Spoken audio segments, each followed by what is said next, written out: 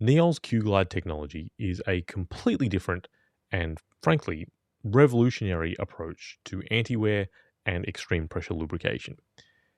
But it's not magic. In this short video, I'm going to explain exactly how CuGlide technology not only prevents hydrogen wear, but actually uses the physics of hydrogen wear to its advantage.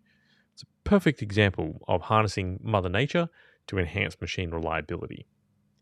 Now, if you'll remember, in our previous video, we discussed the process of hydrogen wear.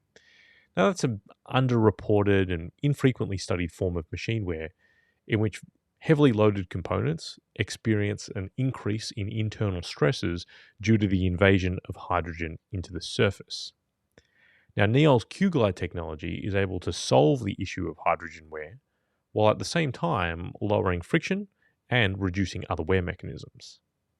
Now, how does it achieve this? Well, CuGlide kind of fills in the gaps that's created by these micro wear particles. So far, so simple. But you might actually be wondering at this stage, like, why copper? Why not use another metal? Why is copper the answer? And there's actually several reasons for this, beginning with our need to stop the very hydrogen wear that has enabled the creation of this low friction copper layer in the first place.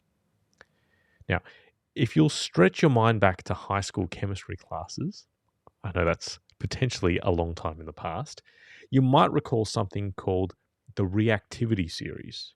Now, without getting too deep into the physics and chemistry of it all, what you'll see is that iron, which is the most abundant metal in machine components, that sits to the left of hydrogen in the reactivity series. Now, that's of interest because that means it promotes hydrogen wear. Now, let's put some other common machine elements on this reactivity series. And you can see that all the most common ones that you would find in engines, gears, bearings, and hydraulics, they all sit to the left with iron. So these aren't solutions to our problem. Unfortunately for us, most of the elements that sit to the right of hydrogen are then prohibitively expensive. In fact, if I extended this chart out to the right, what you'd also find are platinum and palladium, some of the most expensive metals on Earth. So copper initially fits that bill because it offers a both non-reactive but commercially attainable solution. So once you form the copper film, the invasion of the hydrogen doesn't continue and the hydrogen wear stops. Now, Neol calls this wearlessness or wearless friction. Now, what's a secondary benefit? A copper film also helps to reduce something that we call adhesive wear. Now, you might be aware that copper anti-seize compounds are very popular in industry thanks to their anti-gall and anti-seize properties. So when you're talking, for example, threaded fasteners or joints, metal-to-metal contact can cause adhesion in the fastener's mating threads that can, in some very severe cases, lead to seizure. Now, just like galling and seizing, heavy load, slow speed conditions can cause metal-to-metal contact between machine components.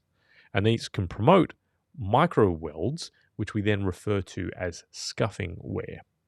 You'll often find scuffing wear on gears, and the industry even has a standard test called the FZG scuffing test, which measures resistance to scuffing. The thin copper film that's laid down by CuGlide has a similar weld resistance, helping to reduce the amount of scuffing in heavily loaded components.